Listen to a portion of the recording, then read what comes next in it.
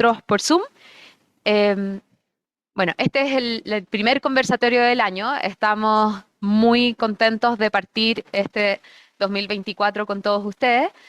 Y lo que queremos hacer hoy es tener una pequeña conversación sobre el escenario en el que estamos, pero no solo desde el desafío que nos plantea, sino que sobre todo desde las fortalezas y el cómo las desarrollamos y las potenciamos para que el sector supere un 2023 que fue complicado, ¿ya? Y que hoy día para partir quisiera como refrescar algunos datos, algunas cifras que aparecieron durante el verano, pero también recoger las opiniones de ustedes que han ido saliendo en ciertas convocatorias, una que hizo Fondo a Fondo, la misma invitación a este conversatorio, como para tomar una temperatura de dónde estamos parados para mirar el, ¿ya? Lo que vamos a hacer hoy entonces es, a ver, está funcionando acá. Eh, Vamos a presentarles este panorama y después vamos a tener un panel de conversación con súper interesantes integrantes por un lado, de nuestro diplomado, algunos de nuestros profesores. Nos va a acompañar la PIA también desde Fondo a Fondo, desde las distintas redes con las que participamos. Y después tener una conversación en la que ustedes también puedan plantear su. Entonces, para partir, me gustaría tener un una pequeña exposición de cómo están enfrentando las fundaciones el año 2024, percepciones, sensación del entorno. ¿Ya? Entonces, como les decía, vamos a juntar distintas miradas que tienen distintos niveles de profundidad, pero sí para tener una temperatura, ¿ya? En diciembre, Cadem publicó una encuesta dentro de su serie El Chile que viene, donde hizo un doble clic en el tema fundaciones, ¿ya? Y eso se aplicó a público general para tener una sensación de cuál fue el efecto del caso fundaciones en la percepción de la ciudadanía respecto a la sociedad civil. Después, en enero, Criteria y la Fundación Trascender, que ahí nos está acompañando Claudia hoy, su nueva directora ejecutiva, la felicitamos también por tomar su nuevo rol. Publicaron la encuesta nacional de voluntariado 2023, donde también se hizo un doble clic en el efecto del caso fundaciones. Y durante enero, Fondo a Fondo hizo un llamado a una charla sobre sostenibilidad financiera, y ahí aprovechamos, tenemos una pequeña alianza donde ponemos ciertas preguntas en los formularios y las vamos revisando juntos. Ahí tuvimos 153 respuestas que nos dan un escenario. Y ahora para la inscripción a esta conversación tuvimos más de 205 respuestas que les tomamos un par de preguntas sobre desafíos y fortalezas para el año, ¿ya? Entonces, son distintos niveles, pero nos dan temperatura. Este es el escenario cuando se le pregunta a la ciudadanía, esto es de la encuesta de CADEM, que dividieron a la población entre las personas que tenían alguna cercanía con las fundaciones, que se entendía que fueran voluntarios, que hubiesen donado, que participaran, que tuvieran alguien de su familia que trabaja en una organización. Ese es el grupo de mi derecha, que es el 47% de la muestra, donde se les pide cuál es la primera palabra en la que piensan cuando piensan en fundación. Y el lado de la izquierda son las personas que no tienen una relación cercana con fundación. Uno puede decir que la palabra ayuda tiene en un caso mayor protagonismo, y en el otro la son palabras con connotación negativa, estafa, corrupción, robo. Pero si miramos con un poquito más de detenimiento, están igual de presentes en las dos. O sea, esto fue algo transversal en el cambio de percepción. Sin embargo, después de esta primera palabra, vemos que de todas maneras las fundaciones siguen siendo, y esto está recogido en Trascender, como una de las instituciones más confiables para la ciudadanía. Entonces tenemos esta tensión donde aquí todas las columnas en verde son instituciones de la sociedad civil, partiendo en la primera, que tiene un 50%, las agrupaciones acogidas a leyes especiales, donde acá están las organizaciones de servicios tradicionales, y después están organizaciones comunitarias, juntas de vecinos, las fundaciones, agrupaciones estudiantiles, todas las verdes que van a aparecer. Y por otro lado tenemos que, aunque tenemos una crisis de confianza transversal, partidos políticos tienen un 3%, Parlamento un 5%, ciudadanía, perdón, gobierno un 17%, Iglesia 16%. O sea, de todas formas, es un depositario de mayor confianza en la sociedad civil, pero está tensionado por esta percepción de transparencia. Si cuando Cadem pregunta, ¿son importantes las fundaciones aún cuando están en esta situación? Sí. Para el 59% de la población, las fundaciones son muy importantes, para el 23% son algo importante. Y si es que piensan, ¿qué pasaría si las fundaciones no existieran?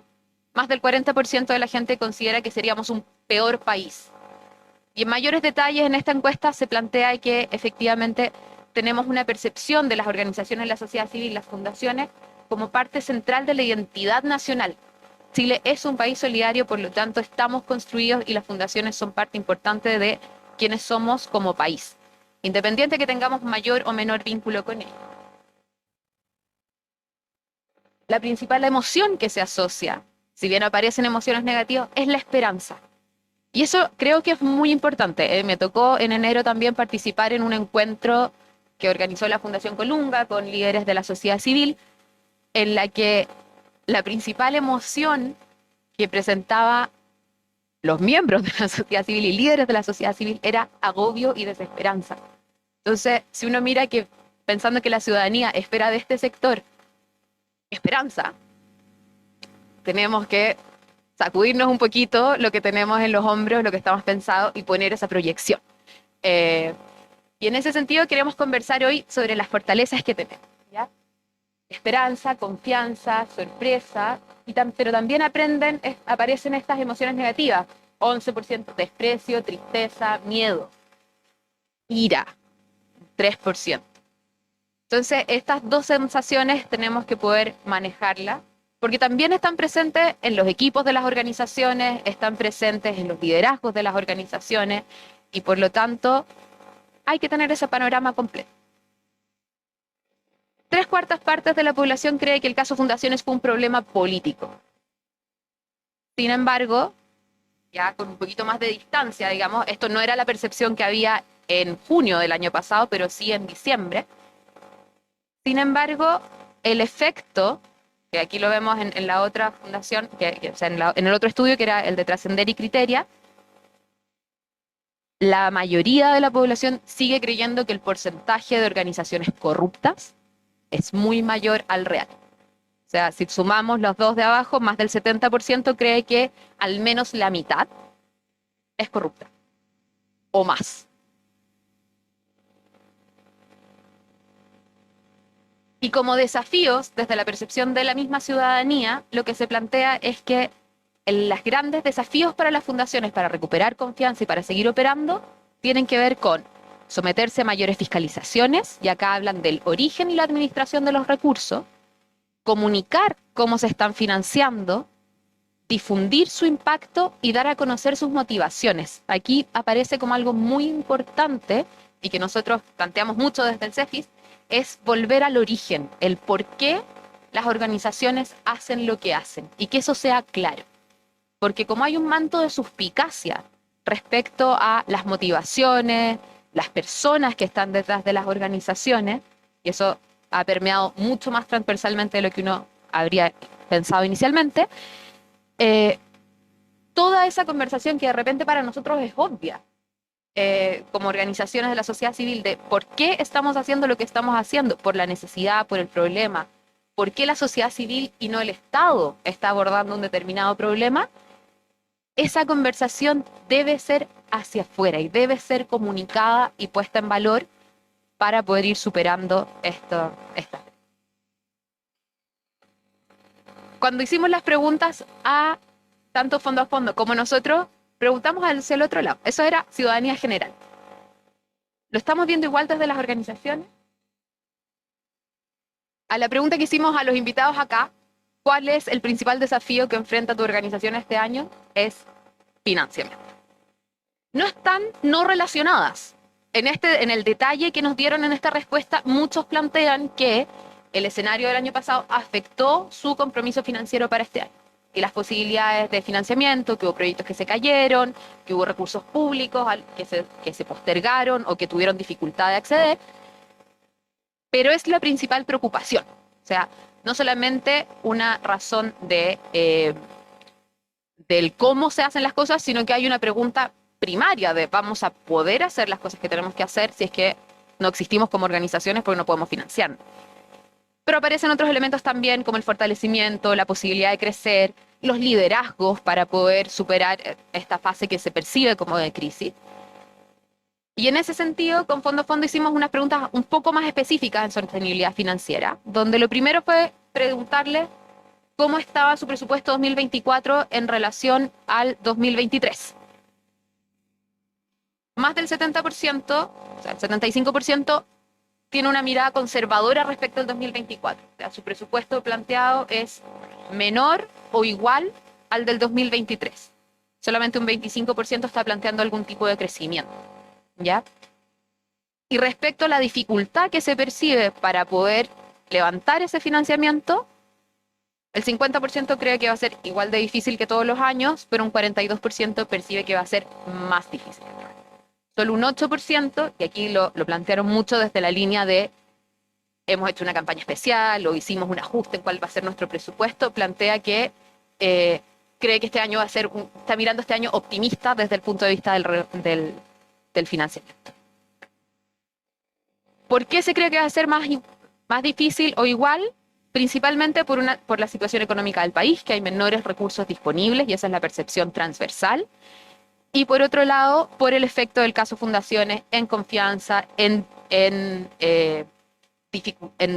temporalidad de los procesos que están tomando más tiempo poder cerrar financiamiento, y las restricciones y normativas de fondos públicos que se han presentado para este año que también se percibe que van a impactar la capacidad de recaudar y desconfianza como un elemento también frecuentemente mencionado. Les preguntamos cómo estaban a enero, ¿ya? Porque nos pareció importante ver, ok, esta es la percepción, cuán real es la brecha. Y acá podemos observar que las organizaciones que tienen presupuesto menor, menos de 50 millones al año, estaban al mes de enero en un 70% bajo el 20% de su presupuesto, ya comprometido y asegurado. O sea, en el fondo, con benzina en el estanque para llegar hasta marzo.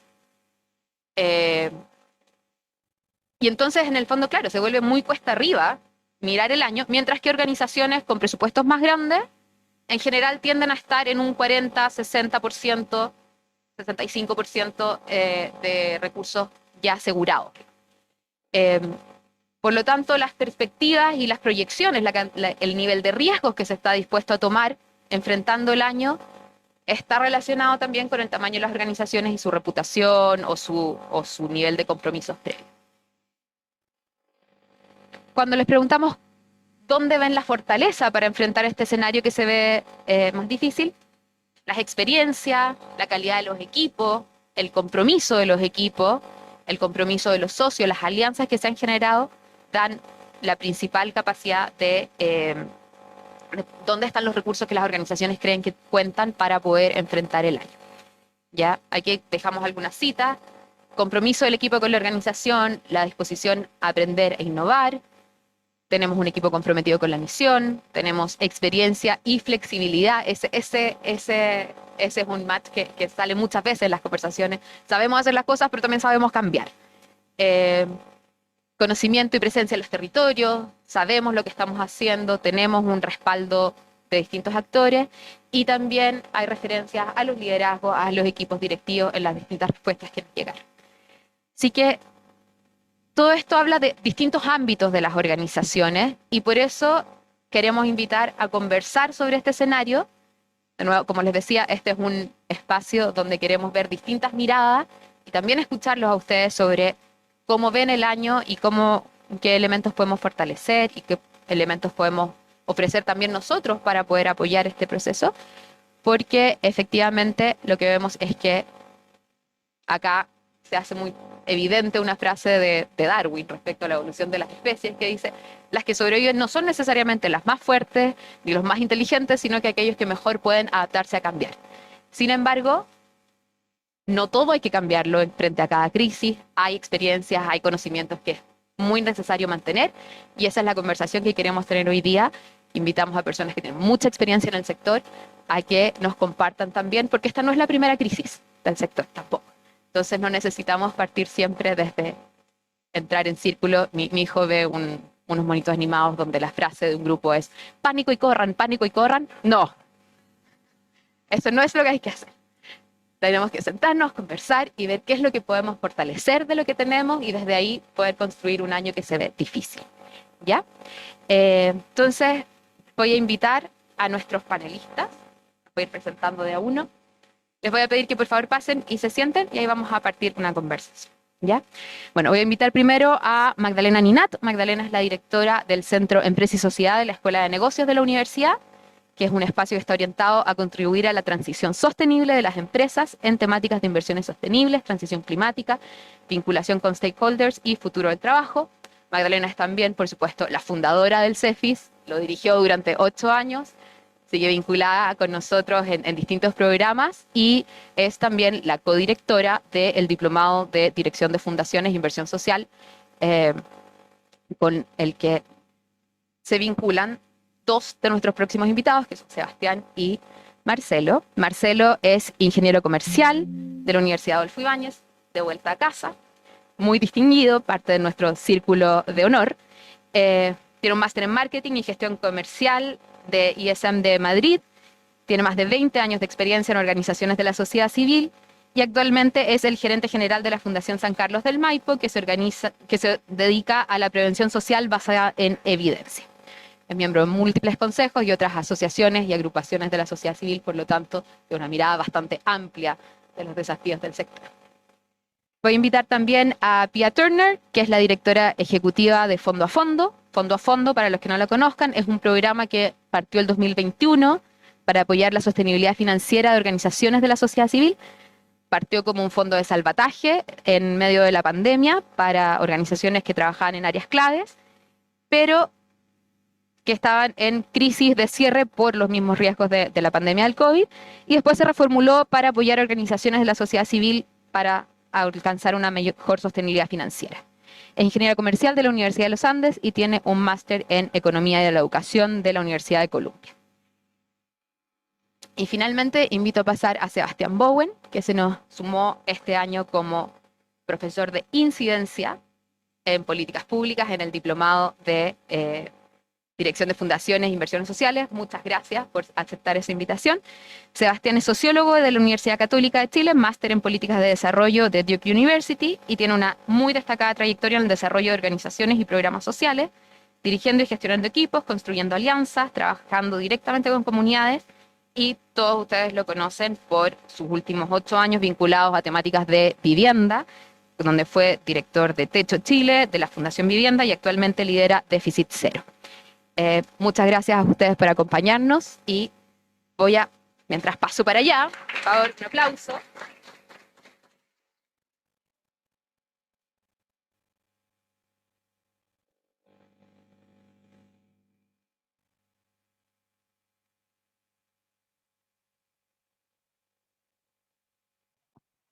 ¿Ahí sí? Ya. Bueno, para partir, les voy a hacer una pregunta común a todos, que es, ¿cuáles son sus primeras reacciones a estos números que estábamos compartiendo, a estas percepciones, a esta sensación? Como decíamos, no es la primera crisis de las fundaciones, pero probablemente es una muy mediática. Entonces, me gustaría partir con Marcelo. ¿Cuál es tu reflexión, tu primera reacción? ¿Aló? Sí, está. Ya. La verdad es que pensé que iba a ser peor. ¿Ah? Yo no sé si las organizaciones sociales pecamos de ser demasiado optimistas, pero cuando tú decís, mira, sí, en un porcentaje muy mínimo va a reducirse el presupuesto o las percepciones que da la gente respecto de lo que fue la crisis, yo creo que son buenas noticias. ¿Ah? Y son buenas noticias porque también está vinculado a lo que es el sector. Somos un sector tremendamente esperanzado. Entonces, sin embargo, también tiene un tremendo desafío. ¿Ah? Yo creo que hay hay algo que está en nuestra génesis como sociedad, en donde las fundaciones tienen algo casi familiar. ¿Ah? Ustedes se han dado cuenta, a mí me toca mucho trabajar con niños que son víctimas de maltrato. Y de repente cuando tú te encuentras con ellos y hablas con ellos respecto de su familia, etcétera, etcétera, tú notas, paradójicamente, un profundo amor por su mamá, un profundo amor por su papá, y tú de repente dices, qué raro eso, ¿ah? Es como, sigue siendo mi mamá, y sigo queriéndola. Entonces, que no se nos transforme esto en eso. ¿Ah? Creemos de que tenemos un vínculo con la sociedad, que es un vínculo positivo todavía, pero tenemos una tremenda y un tremendo desafío. El golpe del tema de las fundaciones o lo que fue este evento que yo considero que es algo muy marginal respecto de lo que es la voz de las fundaciones, pero es un golpe y una alerta importante. Nosotros desde hace varios años veníamos diciendo, bueno, tenemos que hacer como organizaciones de la sociedad civil un esfuerzo muy importante por la transparencia, por generar estándares, por simplificar, por ejemplo, la ley de donaciones, llegar a estándares súper claros, medir impacto, mostrar resultados, tener accountability. Y esto que nos remece por casos que son marginales, que no tienen que ver con la dinámica de las fundaciones, sí nos lleva a mirar cuál es ese desafío, cómo vamos en ese desafío. Y lamentablemente yo creo que vamos lento.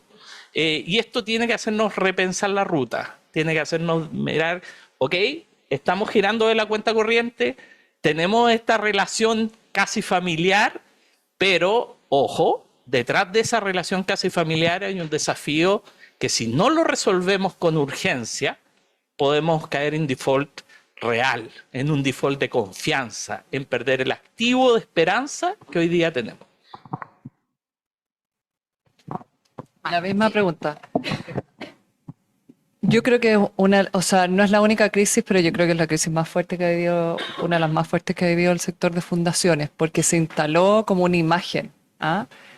Y esta imagen, lo que, no sé, muchos de este grupo llevamos mucho tiempo en el sector y esta era una conversación, de alguna manera, una ola que veíamos que algún día se podía producir. No como se produjo, pero yo me acuerdo, no sé, pueda estar en conversaciones en redes internacionales que en el fondo había una preocupación por un poco el financiamiento del terrorismo y todas las condiciones que se han establecido del narcotráfico, y decir, las organizaciones de la sociedad civil, como están muy poco vigiladas y supervisadas por reguladores, son un espacio perfecto de corrupción. ¿Ah? No, nadie se imaginó lo que pasó, cómo lo articular, pero hay un riesgo inminente, había un riesgo inminente. Y ahora, claro, como a partir de este encuentro, volví a revisar material que hemos publicado en el CEFIS respecto y creo que este es súper útil, el barómetro de filantropía, que nos mostraba mucho la percepción de los distintos actores y qué estaban, no solo la percepción, sino qué acciones estaban tomando. Y entonces en esa conversación, uno de los puntos críticos y que empezamos a trabajar muchas organizaciones fue el marco legal. El sistema de donaciones es complejo y apunta directamente al financiamiento, porque el financiamiento obviamente que tiene que generar capacidad y recursos, ¿ya?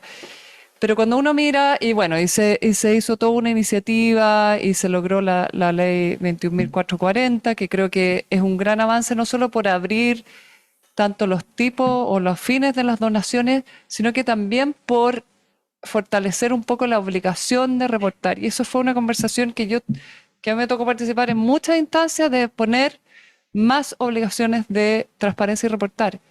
Y había mucha resistencia en las propias organizaciones, en los donantes. Y cuando nosotros hicimos muchos estudios comparados y uno de los temas importantes era la reportabilidad y la transparencia. Pero mirando atrás, y también fue por qué nació el diplomado en dirección de fundaciones, es que mirando atrás uno veía también con cierta preocupación, si uno está pensando que van a llegar más recursos, que facilitemos la llegada de recursos, teníamos que, otra alerta que viene acá, que quizás pasó más soslayada, pero nosotros estábamos mirando es, tenemos que tener organizaciones con más capacidad o profesionalización, capacidad de gestión de realmente generar ese impacto para el que nacieron. ¿Ah? Todas las organizaciones nacen con un propósito de un cambio social, de contribución a un cambio social. Y yo creo que muchas organizaciones han tenido líderes muy fuertes. ¿Ah? Estos voceros, Sebastián ha sido parte de esos voceros que tienen, eso es una fortaleza, pero cuando la organización depende de un líder muy carismático y no se genera una capacidad organizacional, también es una debilidad. ¿Ah? Las organizaciones que han perdurado son porque son organizaciones robustas. Entonces, a mí lo que me preocupa, y es algo que también nosotros a veces escuchamos a la gente que entra al diplomado, que uno les pregunta, ¿cuál es su principal desafío o su estrategia de cambio? ¿Dónde está su potencial? Y dice, financiamiento. Entonces, claro, es fuerte volver a ver esto, pero uno lo escucha en todas las conversaciones. Corrupción, voy a armar una fundación, se transformó en el chiste. Eso es terrible. Pero cuando las organizaciones dicen, mi mayor preocupación es el financiamiento, obvio, estamos en un momento crítico. Pero creo que estamos pensando en financiamiento para hacer programas, para llegar a... Y además siempre vivimos atendiendo emergencias. Yo creo que ahí hay esta quizás miopía del sector, de decir, de nuevo estamos pensando en cómo llegar recursos y salvar el año, y no en generar capacidad institucional dentro de las organizaciones. ¿Ah? Y eso significa quizás tener un líder que cumple ciertos roles, significa una visión un poquito más completa, que yo creo que es la salida de la crisis. Obviamente la crisis mucha gente entendió que se diferencia, y por otra parte el castigo social que hay puede ayudar a diferenciar, pero vienen regulaciones más exigentes, la regulación que se está haciendo para las empresas también abarca las organizaciones de la sociedad civil, como los delitos económicos. Si uno quiere ligarse con empresas, va a estar vinculado a eso. Entonces, claro, hay que ponerse pantalones grandes, eso requiere recursos, pero también requiere recursos no solo financieros, sino que a nivel organizacional en los equipos. Y eso es algo que también veo que es una debilidad de los que aportan al sector. ¿Ah? Aquí hay fondos públicos, hay fondos de empresas, hay fondos de fundaciones filantrópicas, que yo creo que son las que están mirando un poquito más allá, diciendo no solo voy a aportar, ya que la Pía nos va a comentar, no solo va a aportar a un proyecto. Cuando uno mira los datos de acá, y va a ser interesante mirar datos cómo ha cambiado, es poco el apoyo a las organizaciones, mucho a proyectos, aunque sean proyectos de 3, 4 años. ¿Ah? Y eso es un desafío, pero también las propias organizaciones tienen que hacerse cargo de eso, no esperar que eso suceda. Y esa es como la complejidad que tenemos hoy día. Súper. Muchas gracias. Pía, ¿quieres decir tú, por favor? Sí, por supuesto, ¿se escucha? Bueno, yo quiero tomar lo que decía Marcelo sobre que todos sabemos que estos son casos marginales, ¿no? Los casos que han salido con el caso convenio. Y en las mismas encuestas que revisamos, entrando más en alguna de las láminas que la Emilia nos presentó, vemos esta evidente dicotomía entre una tremenda valoración por lo que hacen las fundaciones, lo importantes que son para llegar a lugares que no llega el Estado, para tomar roles que a veces el Estado no tiene la capacidad de tomar en el minuto, y más que nada para hacer un país mejor, en especial para quienes más lo necesitan. Sin embargo, hay una tremenda desconfianza, y de los distintos resultados que se iban mostrando, en especial de la encuesta de la CADEM, como que queda esta sensación de que las personas que respondieron a la encuesta valoran mucho las fundaciones, pero hay tanta desconfianza que tienen la duda de cuáles son las fundaciones que están ahí para robarse la plata, como decían, creo que habían algunas cuñas, o las fundaciones que realmente están logrando este aporte que se valora tanto. Y me pareció sumamente interesante, y lo tomo como una oportunidad para todas las fundaciones, el que en la misma encuesta de la CADEM hablaban de cómo se evalúa las fundaciones, y hablaban del origen, financiamiento y resultados. Y hablaban también de lo importante que era que las fundaciones fueran capaces de comunicar esto. Entonces siento que en cierta forma es como que nos dieran una receta, están todas las fundaciones, mira, por acá esto es lo que tú nos tienes que mostrar para que nosotros te creamos que tú eres de las fundaciones que está haciendo su aporte y que no está y que no se está robando la plata. Y de hecho la Emilia publicó También esta lámina de principales desafíos de fiscalización sobre los recursos, forma de financiamiento, impacto de sus acciones. Si se fijan, vamos a financiamiento y resultados también. Y creo que todos podemos estar de acuerdo que la mayoría de las fundaciones son capaces y hacen muy bien el comunicar el origen, el por qué están ahí, cuál es el aporte que quieren hacer. Pero creo que también estamos más al debe, el sector de la sociedad civil está muchísimo más al debe en lo que es comunicar el financiamiento y los resultados, ¿cierto? Esto no por un deseo de ser poco transparente, pero muchas veces por una falta de capacidad, principalmente de tiempo. O sea, yo creo que todas las fundaciones que están acá, que nos escuchan, todas saben que faltan manos para todo lo que tienen que hacer. Y muchas veces esta comunicación se ve como muy difícil. Sin embargo, y tratando de ser lo más concreta y breve posible, creo que hay una serie de recursos disponibles para las fundaciones que pueden permitir comunicar de mejor manera estos números y esta información sobre financiamiento y resultados. Por ejemplo, la Comunidad de Organizaciones Solidarias tiene la FECU Social. La FECU Social es una tremenda guía sobre una lista de información que es relevante tanto para financistas, beneficiarios y todas las personas relacionadas con las fundaciones. Y la comunidad, por supuesto, también da asesoría para poder completar la FECU Social. La Fundación Trascender tiene una serie de muchos voluntarios de distintas profesiones que pueden ayudar desde cómo aprender a comunicar resultados a lo que sea en el fondo que se quiera, cómo entender mejor los balances, etc. Y ya yéndonos a lo más simple, los correos de Google tienen una serie de formularios que de hecho en fondo a fondo hacemos todo el monitoreo con los formularios de Google y con eso levantamos datos que son importantes para poder mostrar lo que nosotros mismos estamos haciendo y para poder ir evaluando. Y acá quería destacar también, volver a repetir, los pilares de los que hablaba la academia, era origen, financiamiento y resultados. Y en resultados creo que en la sociedad civil los resultados son difíciles de mostrar, ¿cierto? Porque muchas veces se habla de impacto. Y cuando uno empieza a mirar un poco qué es el impacto, si hacemos una evaluación de impacto, ¿cierto? Es una evaluación que es costosa, que es larga, que es difícil de implementar, que muchas veces no se tiene la capacidad de hacer.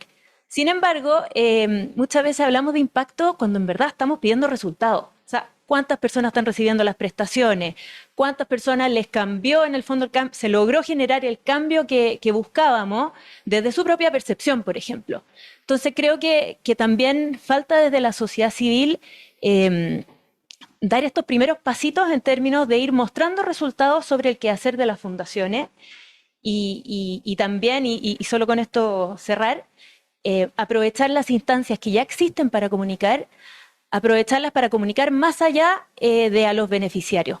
Uno ve fundaciones, por ejemplo, que trabajan con familia. Entonces uno se mete a la página web, se mete al Instagram y, por ejemplo, hoy día que estamos todos con la vuelta, el retorno del año escolar, hay un montón de consejos, cosas súper interesantes, súper útiles para las familias para preparar el año escolar.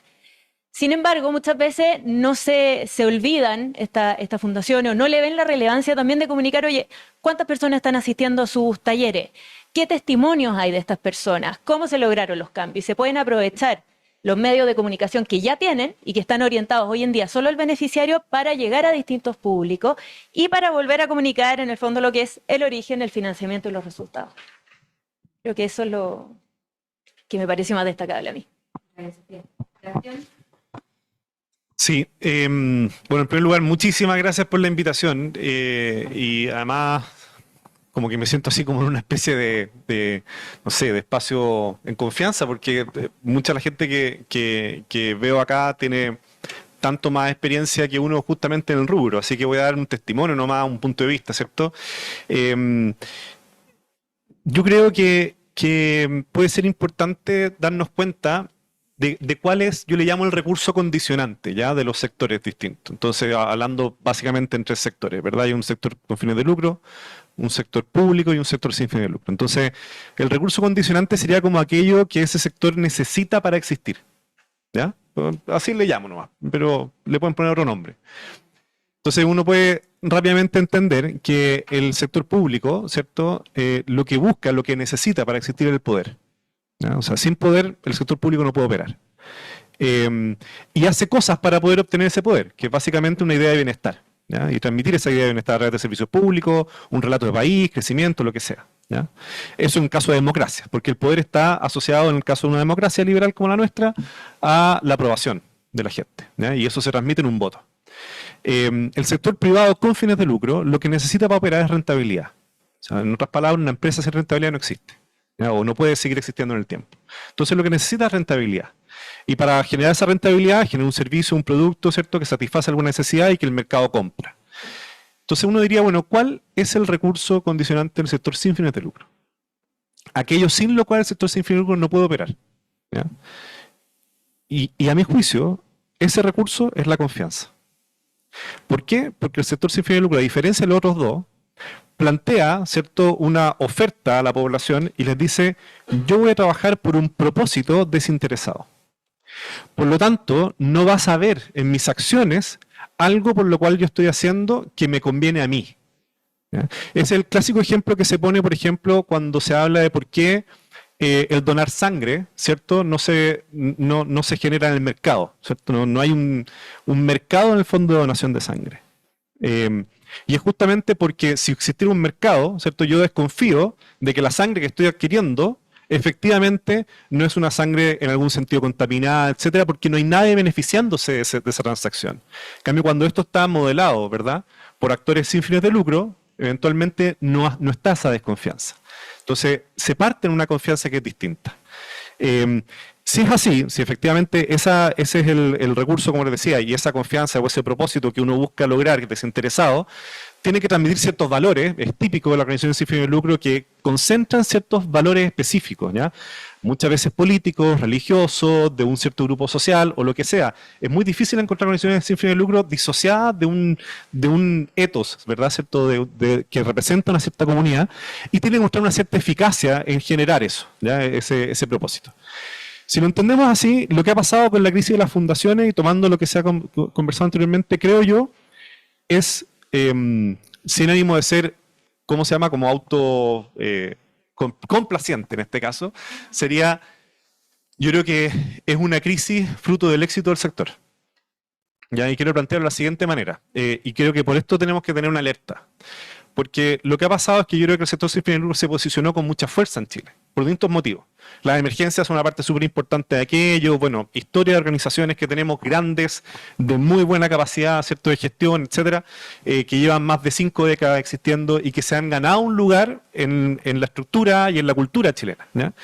Y después varias cosas que han sucedido, sobre todo en periodos de mucha necesidad en Chile, y por lo tanto se ha generado mucha confianza en ese sector sin fines de lucro. Y eso ha llevado a que otro tipo de organizaciones con otras lógicas, de rentabilidad o de poder, empiecen a decir, acá hay una beta, que para tener poder, para tener rentabilidad, necesito tener la confianza que este sector tiene. Entonces empiezan a crear mecanismos en que empiezan a existir fundaciones, pero que en verdad, ¿cierto?, son un disfraz de fundación, por decirlo de alguna manera, ¿ya? Con intención o sin intención, ojo, ¿ah? Entonces uno puede ver ciertos casos, ¿cierto? En el fondo uno, por ejemplo, fundaciones que en verdad son consultoras, ¿verdad? Y que son consultoras para recibir donaciones. Y eso nos puede pasar a todos, no estoy diciendo, o sea, entonces hay un curso que yo hago acá en la Adolfo Ibáñez, al Magíster de Políticas Públicas, donde la primera pregunta que le hago a los cabros que están armando como una fundación, esa es la idea, ¿por qué es una fundación, una organización, una empresa? O sea, ¿por qué lo que tú vas a hacer no es una empresa? Entonces, ¿qué es lo que hay ahí? Y a veces la fundación tiene un aura, ¿cierto?, que quiero hacerlo, pero en verdad es una empresa, una consultora, voy a dar un servicio específico a un actor que me lo va a comprar. No, ¿por qué no es una empresa? Entonces, y eso pasa mucho. Fundaciones que en verdad son consultoras, pero que tienen como consultora la posibilidad de postular a donaciones, ¿ya? Y eso es complicado. Después aparece también áreas de empresa, ¿cierto?, que se transforman en fundaciones por distintos motivos, pero son áreas de empresa. Tienen la misma lógica que la empresa. Pasa también, en el fondo, que el Estado fortalece un cierto mercado de fundaciones para legitimar la acción del Estado, ¿ya? Es lo clásico que pasa también, y tal vez lo que está detrás del caso fundaciones. O sea, lo que pasó con el caso fundaciones, y que eso es muy claro, es que el Estado, a través de un programa específico, generó un mercado, ¿ya?, que tenía una condición, que solamente podían postular fundaciones. Algo que pudo haber sido perfectamente para consultoras, para empresas, perfectamente. O sea, pero ¿por qué no era para empresas? Porque a través de solamente hacerlo para postulación de fundaciones, el Estado adquiere ese capital que la fundación se había ganado, que es la confianza. Nadie va a dudar, ¿cierto?, de que yo estoy contratando fundaciones y por lo tanto no le estoy dando plata a alguien para enriquecerse a través del trabajo con los más necesitados en los campamentos, ¿ya? A pesar de que esa persona, que es tal vez esa empresa con fines de lucro, podría haber hecho algo más eficiente y eficaz que una misma fundación, ¿ya?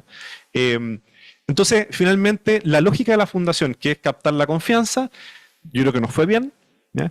Y empezó a generar, digamos, una transmisión a otros sectores que buscan poder y buscan rentabilidad para usar este mecanismo que es la fundación, con intención o sin intención, para generar esa confianza, ¿ya? O que se necesitaba. Entonces, frente a esto, por lo tanto, yo diría que lo que está sucediendo ahora, con el caso fundaciones, me parece que es una alerta. ¿Por qué? Porque el caso tal vez es acotado, y se acotó efectivamente a Democracia Viva, etc. Y un par de fundaciones más, pero yo creo que lo que está detrás es que efectivamente en nuestro sector, ¿ya?, de organizaciones sin fines de lucro, se han generado cada vez más este tipo de organizaciones, que son fundaciones, legalmente hablando, pero desde el punto de vista del espíritu, ¿ya?, no lo son. Entonces la probabilidad que vuelvan a suceder cosas así sigue existiendo, ¿ya? De alguna u otra manera, yo diría que nuestro sector tuvo suerte, ¿ya?, porque el caso está acotado a ciertos eventos, pero este caso podría de alguna manera irradiarse, porque creo que hay organizaciones con intención o sin intención, lo vuelvo a decir, ¿ya?, que de alguna manera representan intereses asociados más a la rentabilidad o justamente al poder, que pueden ser complicados. Y ahí hay un par de sugerencias nomás que doy. Primera, tener mucha claridad en el propósito. El propósito es de las cosas más difíciles de definir una fundación sin fines de lucro. Porque lo que define una fundación sin fines de lucro es que representa muchos propósitos al mismo tiempo. Quiere mandar un mensaje, representar ciertos valores, dar un servicio concreto, miles de cosas. Tener claro el propósito y un propósito concreto es sumamente importante. Segundo, es que las razones que te motivan a ese propósito, ¿ya?, decirlas con claridad. Y en el sentido de no esperar a ser el santo de la película, que muchas veces es lo que nos pasa en el mundo de las fundaciones. Tercer lugar, que las decisiones que tú hayas tomado, porque en esto es súper importante hacer la distinción entre la verdad y la verosimilitud, ¿ya? No solamente hay que ser, ¿cierto? Y puede haber una fundación que esté funcionando totalmente en función del propósito, pero si no toma decisiones que hacen parecer que está funcionando en función de eso, no sacamos nada con lo anterior. Por ejemplo, el equipo. Si tu propósito es, en el caso nuestro, por ejemplo, hacer una política de vivienda para todo Chile, tu equipo entonces no tiene por qué ser de un solo lado político o de una sola religión, ¿ya? O tener algún cierto tipo de, no sé, edad. Debería ser un equipo que represente distintas vertientes, ¿cierto? Que todos van en función de eso. Las decisiones en materia presupuestaria, las decisiones de las alianzas. No debería estar aliado a un solo específico actor político, por ejemplo. Y por último, los hechos concretos, que efectivamente en el tiempo tú vas demostrando. Entonces, ahí el caso de Techo es interesante. ¿Por qué el caso de Techo, siendo una de las fundaciones que más recibió dinero a partir del mismo programa de asentamientos precarios, ¿ya?, no estuvo en la crisis? Y es porque Techo lleva 20 años, había trabajado y se había peleado con distintos gobiernos de distinto tipo, y porque su equipo, efectivamente, es un equipo que no lo podría graficar como diciendo representa un solo sector. Algunos podrían decir que es uno, otros podrían decir que es otro. Entonces, había una verosimilitud. Es decir, parecía cierto que estaban trabajando en función del campamento y no en función del poder político o no en función de la rentabilidad de una empresa. Muchas gracias, Sebastián. Hartos puntos, en realidad, en esta primera ronda. No, por favor, ninguna disculpa. Al revés, muchísimas gracias. Marcelo, voy a agarrar una de las cosas que dijo Sebastián como para volver a... Te voy a poner tu sombrero, de los muchos que tienes, de ser una persona que da clases sobre sostenibilidad financiera, las da con nosotros en el diplomado, pero también dentro de la misma fundación. En ese escenario, siempre hablamos de la necesidad de diversificar las formas y teniendo precaución de esto de lo que decía Sebastián, de las distintas almas que de repente tienen las organizaciones, en esta idea de pensar a futuro, en generar más recursos propios en las organizaciones, de repente pueden empezar a confundirse estas líneas de lo que es más consultoría, de lo que es... Pero también está este elemento del origen, del por qué estamos. La sostenibilidad financiera, en ese sentido, no abarca solamente el tema monetario, sino que también tiene que ver con las alianzas, con el posicionamiento, con muchos otros elementos. Ahora que están todos estos escenarios un poquito más revueltos, ¿cuáles serían tus principales recomendaciones para las organizaciones para trabajar en esa línea, cautelando todos los otros componentes que están incorporados? A ver, lo primero es que es cierto que todos los que estamos acá pensamos en la bottom line en los ingresos. Y por supuesto que es tremendamente relevante. O sea, a la hora de los cubos, lo que llena la cuenta corriente es lo que sirve para hacer las cosas. Pero por lo mismo, muchas veces nos olvidamos de la calidad del gasto. Y creo que el primer elemento de este abecedario es mirar cómo estamos gastando las lucas. Si nosotros, al mirar nuestro propósito, al mirar nuestra metodología, al mirar los componentes que tiene nuestro programa, no somos capaces de distinguir cuál es el verdadero core, qué es lo que realmente estamos aportando como valor agregado y qué de aquello que creemos es valor agregado no es valor agregado, lo primero que hacemos es que nuestra demanda de recursos está sobre exigida. O sea, si no somos capaces de ver nuestro core business desde la filantropía, desde las organizaciones sociales, desde el propósito, etcétera, lo que aportamos realmente y que es diferente, es muy probable que nuestra demanda sea infinita y no la podamos resolver. Entonces, el primer elemento, y esto vale para las fundaciones y vale principalmente para el Estado, porque el Estado probablemente lo que menos conciencia tiene es de la calidad del gasto. Pero las fundaciones de todas maneras, nosotros lo primero por supervivencia es poder identificar qué es lo que desde nuestro propósito estamos haciendo que es diferente, que estamos aportando, creando valor. Recuerdo algunos de los casos que me ha tocado en estos años. Me acuerdo de una fundación muy bonita, con un gran empuje, con una gran líder y con una tremenda motivación, con un propósito muy claro, pero cuyo enfoque programático desde su oferta era la integralidad. Y la integralidad hacía que la intervención a la beneficiaria en cuestión, etcétera, fuera a lo menos 10 veces lo que significaba el costo para el Estado de intervenirla. Y si tú mirabas la red de prestaciones que estaban asociadas, el 80% de esas prestaciones estaban resueltas en la oferta pública.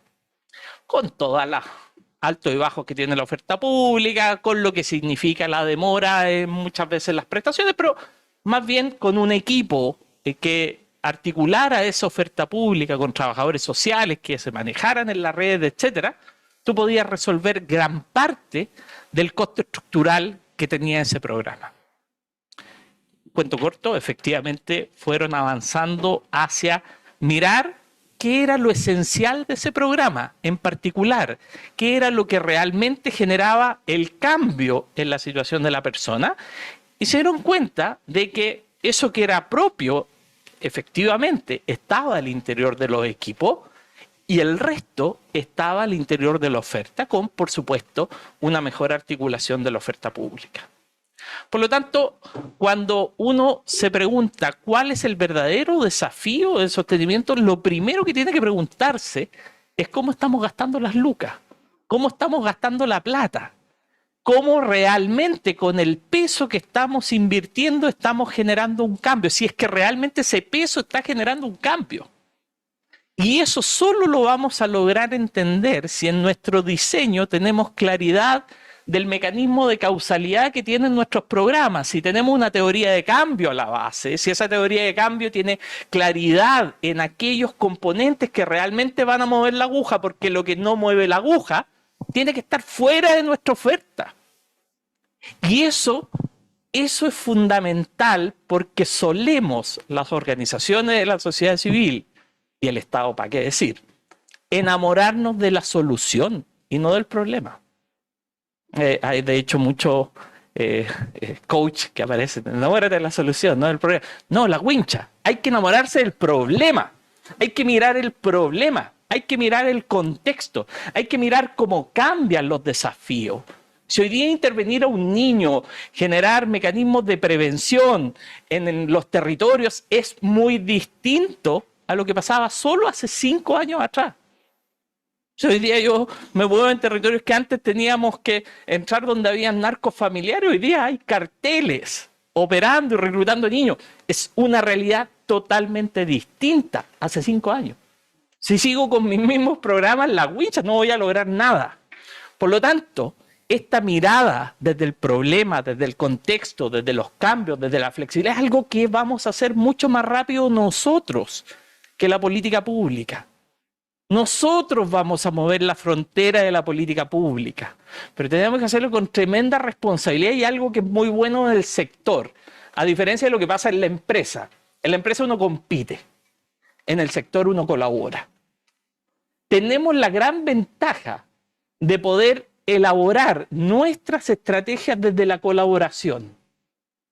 Y desde la colaboración y conociendo qué aporta cada uno con su valor agregado, yo puedo construir esa oferta de manera articulada con, evidentemente, algunos enlaces que nos sirvan para la articulación.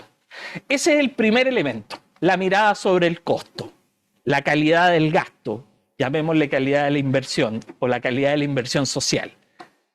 Y el segundo elemento es ser fiel al propósito.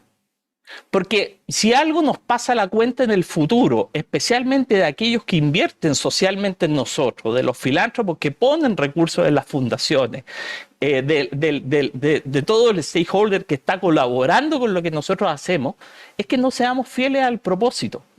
Es que estemos haciendo relaciones públicas con las fundaciones.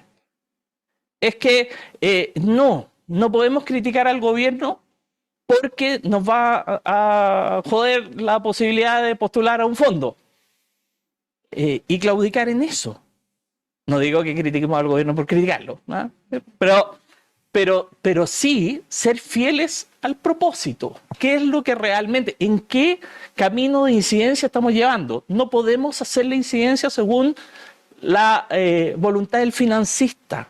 Tenemos que ser claros en lo que estamos, cuáles son los valores con los que nos movemos. Y lo mejor para hacerlo, muchas veces uno puede tener un compromiso ideológico, puede tener un compromiso religioso, whatever.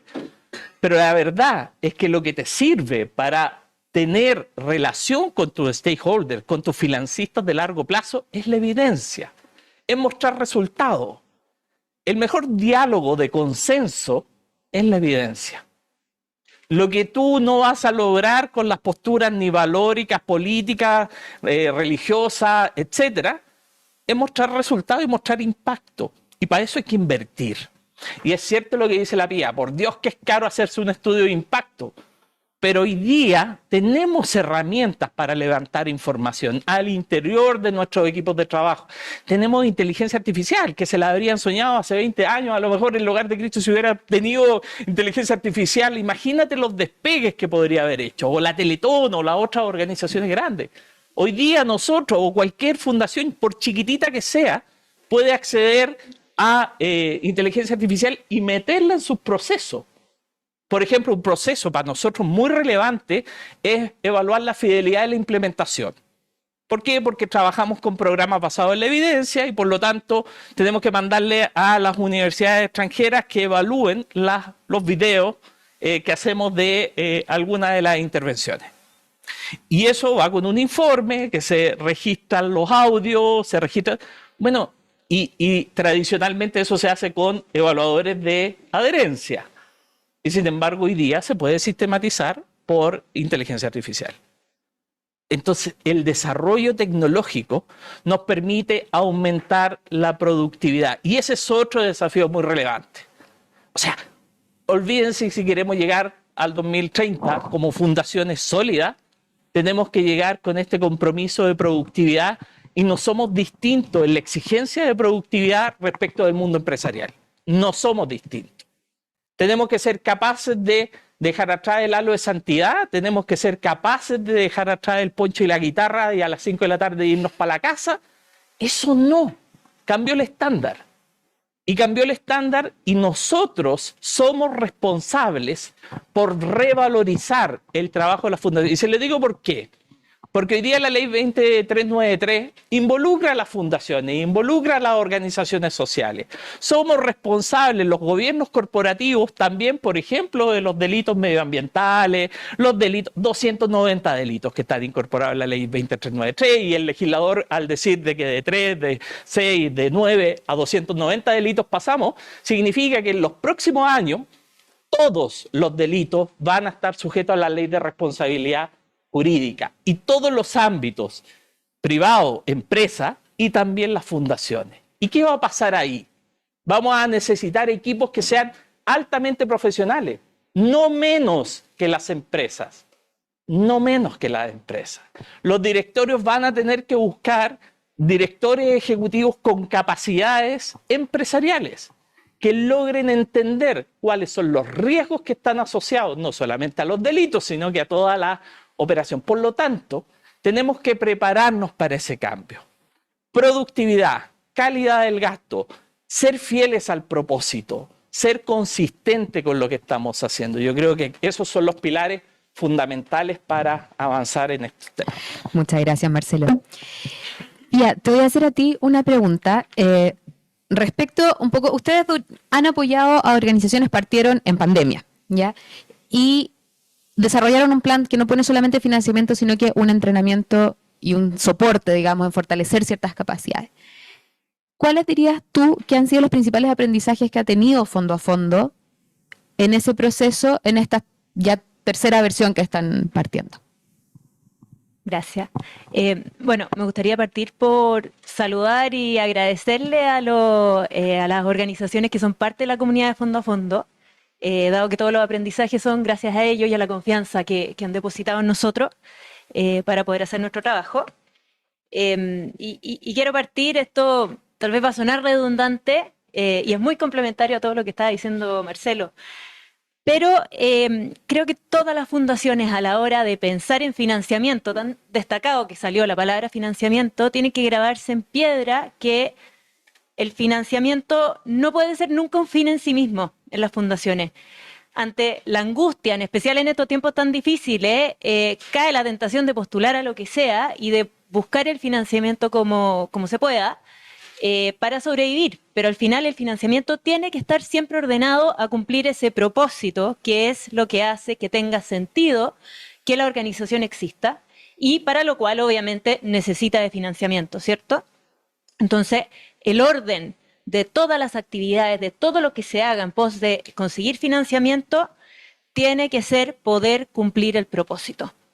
Y en esa línea estamos levantando un montón de aprendizajes, pero quise resumir 3 que me parecieron relevantes y útiles en el fondo para las fundaciones que puedan estar escuchando.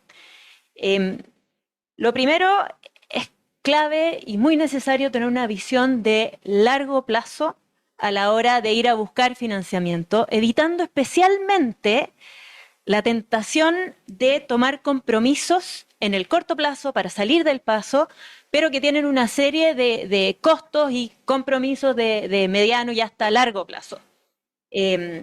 Vemos fundaciones que ante la necesidad han postulado a tantos proyectos, fondos concursables, fondos que aparecen en todas partes, que finalmente empiezan a desdibujarse. Entonces, por dar un ejemplo, tenemos una fundación que tiene el propósito de que todos los niños en Chile aprendan a leer, por ejemplo. Pero resulta que sale un fondo que es para poder apoyar a padres de niños de colegios vulnerables, y la verdad es que está relacionado. Si estiramos un poco el elástico, está relacionado. Postulamos, ahí estamos apoyando a los padres. Después estamos apoyando resulta que, mira, si le damos buena alimentación, también sirve para que aprendan a leer. Entonces, vamos por el fondo. Y la verdad es que eso implica un costo tremendo en postular a todos los proyectos y fondos. Yo creo que todos sabemos eso, ¿cierto? Que se gasta mucho tiempo, que hay que ir adaptándose de uno a otro. Pero empiezan a haber problemas, porque por una parte el relato empieza a ser menos consistente, ¿cierto? Entonces, a la hora de ir a buscar un financiamiento o de buscar una relación que sea de largo plazo, que tal vez beneficie a la empresa, a la fundación donante o a quien sea que pueda apoyarnos y que nos beneficie a nosotros, contamos lo que hace la fundación, y te dicen, ya bueno, ¿cuál es tu propósito? Que todos los niños aprendan a leer. ¿Y ahí qué haces tú? Mira, le doy comida, trabajo con los papás, además les enseño a leer. Entonces empieza a ser un poco menos creíble y se empiezan a desdibujar las fundaciones con respecto a lo que es su propósito, su origen y, como dice Marcelo, en el fondo el problema que tienen que solucionar. Y por otra parte, las fundaciones empiezan también, y obviamente aquí ya estoy hablando de la caricatura, el caso extremo, o sea, hay un montón de casos entre medio, pero empiezan a tener algunas fundaciones estructuras de costo muy pesadas. Entonces tienen que tener el equipo para el proyecto tanto, y se hace la bicicleta económica, me entraron las lucas, pude sortear el mal momento, pero me quedé casado con el proyecto para darle comida a los niños en el colegio por 2 años y tengo que tener un equipo contratado y tengo que entregar una serie de indicadores. Entonces tengo una serie de costos que hacen que la fundación sea mucho más pesada y que si yo en un minuto me paro y digo, ya, ¿cómo voy a ser sostenible? La verdad es que no hay mucho espacio para actuar y para cambiar porque hay demasiados compromisos ya tomados que imposibilitan que la fundación pueda tomar las mejores decisiones. Entonces, es verdad que con lo difíciles que están las cosas, suena un poco, suena muy difícil no tentarse y no postular a todos los proyectos y fondos que aparezcan. Sin embargo, recuerden que todos estos proyectos a los que uno postula toman muchísimo tiempo. Entonces, tal vez el tiempo sería mucho mejor invertido si es que buscamos aliados que puedan estar comprometidos con nuestro propósito, con el propósito de verdad que tenemos, con nuestro centro corazón, no sé cómo le decía Marcelo, con nuestro propósito, e invertir ese mismo tiempo que se invierte en rendir, postular, etcétera, todo lo que es el proyecto, poder invertirlo en buscar un financiamiento que nos permita mirar hacia el largo plazo y siempre con el norte en lo que es cumplir nuestro propósito y eliminar, como decía Marcelo, todos estos gastos y todas estas cosas que no son esenciales. Lo segundo que quería destacar es que, de nuevo, se destaca mucho la palabra financiamiento, pero a la hora de pensar en el financiamiento es necesario mirarlo como un todo en términos de la sostenibilidad financiera. Y la sostenibilidad financiera para, por supuesto, cumplir con el propósito. Y el mirarlo como un todo nos permite salirnos de la lógica del necesitamos dinero en el fondo en efectivo que llegue a la cuenta ya, sino que pensar qué es lo que realmente necesitamos para poder cumplir con nuestro propósito. Y se ha dado con las fundaciones con las que estamos trabajando que de repente no se necesita necesariamente dinero, sino que la fundación que da talleres, por ejemplo, lo que necesita, una de sus fuentes de costo más relevantes son los espacios. Y tal vez hay espacios gratuitos por ahí que se pueden usar, se pueden hacer alianzas para eso. O se pueden, entre fundaciones, intercambiar servicios de manera gratuita que te permitan, en el fondo, cumplir con las actividades que necesitas para cumplir con tu propósito.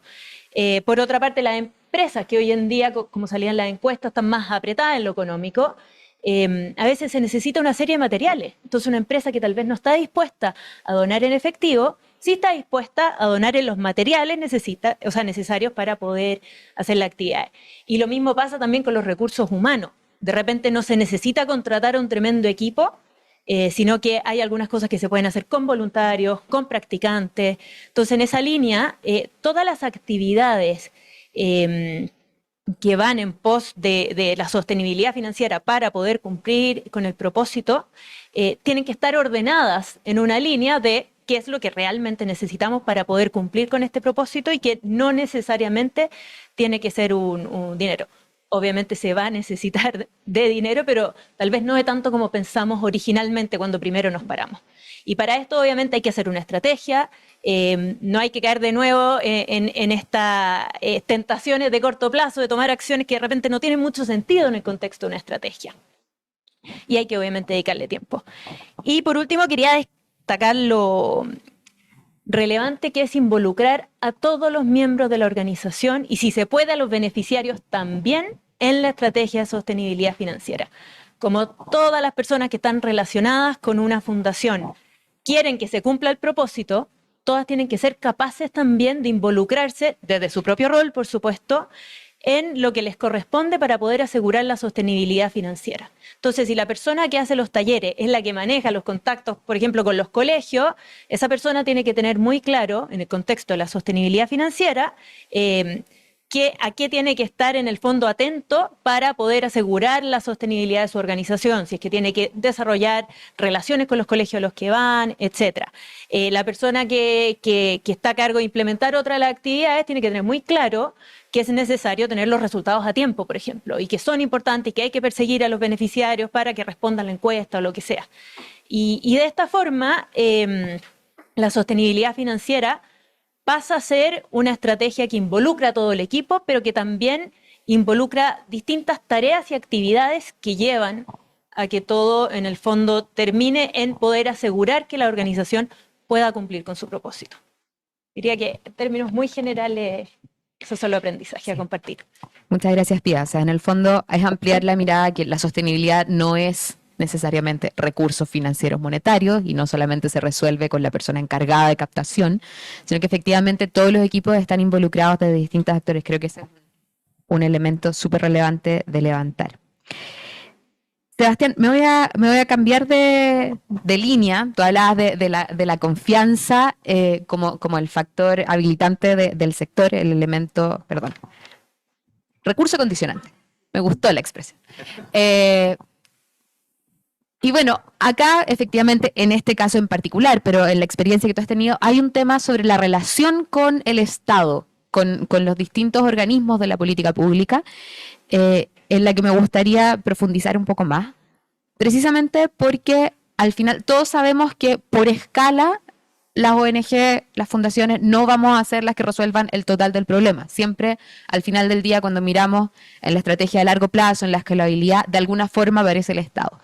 Y esas relaciones se construyen también como otro aliado de largo plazo en estos elementos donde vamos a mirar cuáles son los elementos que son críticos y que pueden ir cambiando también. O sea, como tú decías, desde el poder, la necesidad de estar en sintonía con las necesidades públicas y con las percepciones de la ciudadanía es mucho más relevante. ¿Cuáles son recomendaciones que tú dirías relevantes para llevar bien esas relaciones? Porque está esta tensión de instrumentalizarse, como tú decías, o de volverse irrelevante en la discusión que es sobre el poder cuando uno está desde el propósito. Oye, gracias por la pregunta. ¿Alguna reflexión en función de eso? Tal vez ayuda, dado que el tema como de incidencia o advocacy, en el fondo, está como medio de moda, ¿ya? Entonces, y hoy día cada vez más uno ve como organizaciones que quieren ser de incidencia o quieren meterse en incidencia y contratan coordinadores de incidencia o directores de incidencia y así. Yo creo que es bueno hacer una distinción de los tipos de organizaciones, porque no todas tienen que ser de incidencia. Y a veces en ese sentido como liberar, en ese sentido. Yo creo que hay un primer tipo de organización que es una ONG que define que no tiene una pretensión de incidencia en política pública. Si resulta, ni un problema, feliz, que alguien lo vea y que lo escale. Pero hay muchas organizaciones, sobre todo que trabajan con un cierto perfil específico, en alguna localidad específica, que están tratando de hacer un servicio específico para esa gente. No tienen una pretensión de que esto sea un programa de gobierno. Y yo creo que eso también es una ONG, y una ONG que está haciendo muy bien su pega, pero que tenga claro que eso es, esa identidad. Eso se diferencia de un segundo tipo de ONG, que es la ONG que dice, yo voy a hacer incidencia, pero a través del efecto demostrativo, ¿ya? O de la innovación, en el fondo. Es decir, voy a ser, por decirlo así, el vagón de avanzada de esta caravana, ¿ya? Y que la ONG, como es más pequeña, es más flexible, puede hacerlo. El Estado es un elefante que le cuesta mucho moverse y por lo tanto necesita de dispositivos, de organizaciones que tengan más esa libertad, y el Estado va mirando y dice, mira, esta cuestión está funcionando, vamos, probémoslo, hagámoslo por acá. Y ese es un camino de incidencia que es un camino de alguna manera más lento, porque tu foco es hacer muy bien un programa, que ojalá se vea, ¿cierto? Pero tu foco principal no es tomar la línea directa para incidir, ¿ya? Después hay un tercer tipo de organización, que es la organización propiamente tal de advocacy o de incidencia, la cual incluso puede no tener programas específicos de servicio o programas sociales, sino que se dedica a poner temas y poner soluciones, a hacer mapeo en el mundo, traer casos para acá, como más un poco de think tank en el fondo. Lo que me toca dirigir hoy día es fundamentalmente eso, ¿ya? y después hay un cuarto tipo de organización que es la organización mixta, ¿ya? Que es la organización que tiene generalmente una historia larga, o sea que tiene más de 2 décadas de existencia, y que ha ido cambiando con los tiempos y justamente ha ido mutando su estrategia y tiene los recursos suficientes para poder hacer muy bien un programa social y para poder hacer muy bien una estrategia de incidencia, ¿ya? Y creo que es bueno que uno mire sus propias organizaciones y decir, bueno, ¿cuál de estas 4 organizaciones soy yo? ¿Ya? Porque según eso le voy a destinar tanto o menos energía, digamos, a una estrategia de incidencia propiamente tal. Y no necesariamente todas tienen que ser de advocacy o de incidencia como su principal foco. Lo que no quiere decir que no tengan algún nivel de incidencia en algún momento, ¿ya? Dicho esto, bueno, les podría dar ejemplo de estas 4 organizaciones, pero para ir más directamente, creo que es bueno tener claro que el negocio, por decirlo de alguna manera, o la gestión de un programa social es completamente distinto a la gestión de una estrategia de incidencia, ¿ya? O sea, son animales distintos, son negocios distintos, buscan objetivos distintos.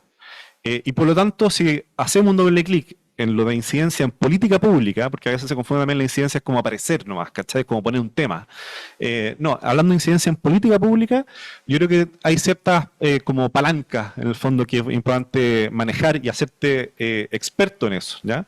Que es distinto al gestionar un programa social. Es muy distinto.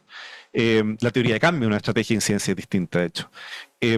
¿Cuáles son esas palancas? La primera, y yo creo que son como 4 dimensiones. La primera dimensión es la dimensión comunicacional. O sea, tú no tienes ninguna posibilidad, ¿cierto?, de incidir en política pública a un nivel de escala grande si el tema que tú estás tratando de solucionar no es tema, por decirlo así. Entonces, la primera cuestión es que tu temática tiene que estar en los medios. Por lo tanto, la pregunta es, ¿tu organización que quiere hacer una estrategia de incidencia maneja la lógica de los medios de comunicación? ¿De cómo se mueve la opinión pública? ¿Está dispuesto a los costos que tiene eso? Porque sepan algo, o sea, y esto es una ley como ley de gravedad. En la medida que tu organización más presente esté en los medios de comunicación, más mal le va a caer al Estado, ¿ya? O sea, es una ley de gravedad, ¿ya? Eso es lo primero. Lo segundo, y por lo tanto más difícil va a ser en el fondo generar un vínculo que sea así como un vínculo sin asperezas, sin tensiones, ¿cierto? En la medida que tú más relevante en los medios de comunicación, más difícil va a ser que el Estado no te mire con sospecha, no esté difícil. Entonces, la medida que menos relevante eres, el Estado de alguna manera siente que más te controla. Entonces, es un elemento bien importante. La segunda dimensión es la dimensión política, ¿ya? O sea, en el fondo, al tiempo de aparecer en los medios y poner tu tema y todo el tema y la solución o lo que sea, tu trabajo, ¿cierto?, es generar las alianzas, nosotros decimos como rodear a la autoridad, ¿ya? O sea, generar las alianzas con actores públicos, como los municipios, por ejemplo, ¿cierto? Con actores privados, en el fondo, con otras organizaciones sin fines de lucro, con actores académicos, que de alguna manera, como diría Thanos, en el fondo, eres inevitable, ¿ya?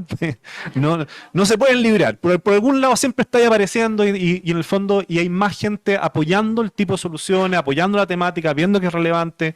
Entonces se aparece en distintos momentos. Hay una coalición, por decirlo así, de actores públicos, privados y sociales que están impulsando esto, ¿ya? Por lo tanto, le baja el costo político al Estado de meterse en ese tema y apoyar una solución en esa materia, ¿ya? Porque tiene grupos que lo van a apoyar. Van a salir otros actores a hablar por eso, ¿ya? Tercer elemento, la dimensión técnica, ¿ya? Cuando tú logras posicionar un problema, no sacas nada si no logras posicionar una solución. Al revés. Tenemos problemas de pensiones y la solución fue el retiro del 10%. ¿Ya? Entonces, es una muy mala solución para un problema muy grande. Entonces, ahí viene la dimensión técnica, es decir, que tú seas capaz de no solamente poner el problema, sino que también decir la solución, ¿cierto? Y que esa solución está bien pensada, está bien evaluada, tiene una dimensión de impacto, está viendo ejemplos de otros países, etc. Y la cuarta dimensión es la dimensión temporal. En el fondo, se tiene que entender que esto es un ritmo que en el fondo se cosecha, o sea, se hace un poquito a fuego lento, ¿ya? Tienes que tratar de apurar lo máximo posible, pero el parto no va a ser menos de 9 meses, o de 8 meses, en el fondo. Claro. Perdón, el embarazo, disculpe. Claro, el parto sería... No, esto es un parto de 9 meses, imagínate. Y en ese sentido, hay 2 elementos bien clave, en esa dimensión más temporal. La primera es entender que hay ventanas, ¿ya? Hay ventanas en que los temas se abren, por decirlo así. Por ejemplo, si vamos a discutir respecto de la planificación territorial, y por favor entiéndanme bien, pero lo que acaba de suceder en el incendio, la tragedia del incendio en Valparaíso, nos habla de otra tragedia, ¿ya? Más profunda, que es la tragedia de una planificación y desarrollo urbano y habitacional altamente precario y particularmente en la zona de Valparaíso. ¿Ya? Entonces se abre una ventana para discutamos ese tema, ¿cierto? Las ventanas electorales. ¿Ya? Los momentos previos antes de las elecciones presidenciales, municipales, son ventanas en que se ponen temas de discusión. Entonces, estar con paciencia, en el fondo, esperando esas ventanas, y que esas ventanas te pillen bien parado, te pillen con información respecto al problema y te pillen con soluciones técnicas. Pero el segundo elemento son las relaciones. ¿Ya? Entonces, es natural que con una autoridad al momento específico tal vez no te está llevando tan bien, ¿ya? Pero con otra sí te va a llevar mejor y en el tiempo va a aparecer otra autoridad que tal vez cosechaste, o sea, sembraste en el fondo buenas relaciones antes en otros roles. Entonces, los tiempos, cuando tu organización lleva más tiempo, es más probable, de alguna manera, que no te sindiquen a ti como alguien que le está haciendo la pelea únicamente a un gobierno de un solo sector. ¿Ya? Sino que más bien estás en función de un propósito, te ganaste un espacio en esa temática y por lo tanto eres un actor que te voy a citar a consejos, te voy a pedir la opinión, etcétera. Entonces yo diría la dimensión temporal, la paciencia, yo creo que es bien clave en este proceso de la relación con el Estado para la incidencia en política pública específicamente. Muchísimas gracias, Sebastián, y sobre todo también la distinción inicial que haces, que creo que también es muy relevante, o sea, alineando de nuevo a la eficiencia del gasto, a los focos, al propósito, también tener muy claro, estamos todos llamados a esto, es este el momento y de qué forma nos gustaría hacerlo también. Mayra, voy a darte la última pregunta y después vamos a abrir a preguntas del público que está acá y también la gente que está en Zoom puede dejar sus preguntas por el chat. Hablamos de que los momentos de crisis son momentos de oportunidades, de adaptación. Hablaste un poquito en tu primer comentario respecto a la necesidad de, incluso en esos momentos en que no se ve tan urgente, fortalecer las capacidades. Tú has tenido un rol súper fuerte desde la academia. Entonces te quería preguntar, apoyando organizaciones, apoyando a los líderes de organizaciones, ¿qué reflexiones o qué oportunidades crees que plantean las crisis precisamente para las personas que hoy día están liderando organizaciones y necesitan fortalecer sus capacidades para un entorno cambiante? Yo creo que, déjame ponerlo como en el principal riesgo que hay, que yo creo que ha estado en esta conversación, en este panel y todo, que el principal riesgo es volver al corto plazo, ¿ah? Y perder esa mirada en los tiempos más de estabilidad, que nunca son muchos y que cada vez son más cortos, como hemos vivido para todos los sectores, para los gobiernos, para las empresas, para las organizaciones, como que nos subimos a ese ritmo que tienen los otros actores. Es que estos ciclos de estabilidad, estas planificaciones a 5 años, como que ya cada vez son menos tanto por crisis como con nuevas herramientas. O sea, la disrupción tecnológica obliga a repensar tanto en riesgos y oportunidades que existen. Entonces yo creo que quizás el principal riesgo que tienen los directores de organizaciones, tanto en estado inicial como esas más consolidadas, es ponerse en modo urgencia y perder esa capacidad de mirar de largo plazo.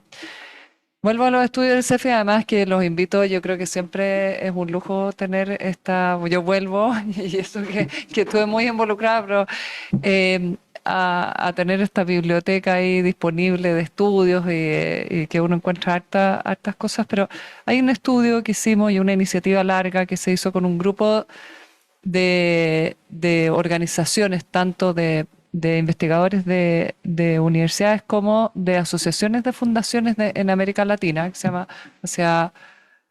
una filantropía en América Latina, un nombre así, a partir de un proyecto global de Harvard. Obviamente era un proyecto global, nos juntamos y rápidamente se armó el grupo de los latinos. Entonces hagamos una iniciativa junta y ese espíritu de colaboración que tenemos yo creo que es un gran activo. Y empezamos a mirar, bueno, ¿cómo era el desarrollo en América Latina? Y además que partimos de una conversación muy anglosajona, que la filantropía ya es muy distinta.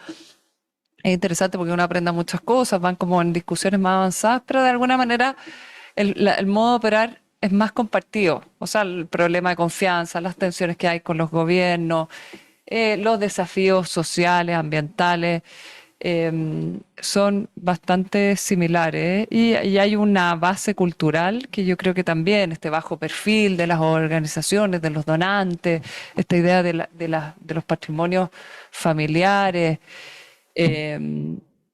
Entonces, bueno, empezamos a mirar en conjunto qué tienen esas organizaciones que generan en cada país, este era Perú, Colombia, México, Chile, Argentina, en cada país, cada grupo dijo, nosotros podemos mirar estas organizaciones y habíamos hecho una encuesta que nos daba ciertos datos para decir estas son organizaciones que generan valor. ¿Ah? No quiero poner impacto porque sabemos que el impacto es, pero son organizaciones que de alguna manera eso que te decías tú del propósito de beneficio público es súper reconocido y tiene esa capacidad en el tiempo. Y bueno, y fuimos a hablar con esas organizaciones las caracterizamos y dijimos, la verdad es que son organizaciones que tienen, yo diría, tres pilares y que tienen, en resumen, lo resumimos como una capacidad organizacional muy fuerte. Y eso es un propósito claro y estable en el tiempo, pero no solo el propósito, que la complejidad de ese propósito yo creo que no está en hacer una linda frase donde pongamos algo que de alguna manera nos interpela a un grupo amplio, sino que en tener muy claro la proyección de ese propósito, que es distinto a una estrategia como un plan estratégico muy operativo, que a veces cada vez más difícil, ¿no es cierto? Se habla de planes emergentes, que uno los va adaptando continuamente, pero una proyección de hacia dónde quiero estar. Y voy a volver a sobre eso.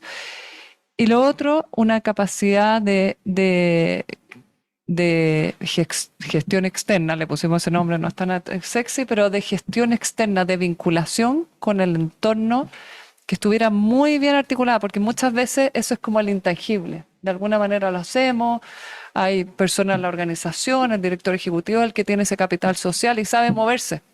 No hay protocolos, no hay organismos. Entonces, y esa capacidad de gestión externa es donde entra la transparencia, donde entran los vínculos o una estrategia de incidencia, donde entran ciertas maneras de hacer las cosas que tienen que ver. Entonces, bueno, y eso si uno lo mira en mi rol, eso nos dio pie a crear este diplomado en dirección de fundaciones que cuando uno mira el programa lo que hay detrás son estos tres pilares, ¿no es cierto? Y esta capacidad de proyección creo que es súper importante y es algo que discutimos en el primer módulo, que nosotros tomamos una literatura de arquetipos que tiene que ver harto con, no lo habíamos conversado con Sebastián, pero con entender cuáles son los roles que yo hoy tengo en la organización, pero sobre todo estos roles que, dado el entorno que cambió y el amor que tengo por el problema, como yo estoy en el problema de educación, el problema de vivienda, me puedo quedar en mi zona de confort y llevar el programa y estar seguro y no comprometerme, que es distinto al mission drift que hablabas tú. O decir, ¿sabes qué? Este problema requiere que pasen otras cosas. ¿Ah? Y nosotros como organización tenemos, o interna o con alianzas con otros, esa proyección de cumplir o de incorporar otros arquetipos, nosotros usamos esa palabra, arquetipos, y cuáles son esos arquetipos y hacia dónde puedo llevar la organización.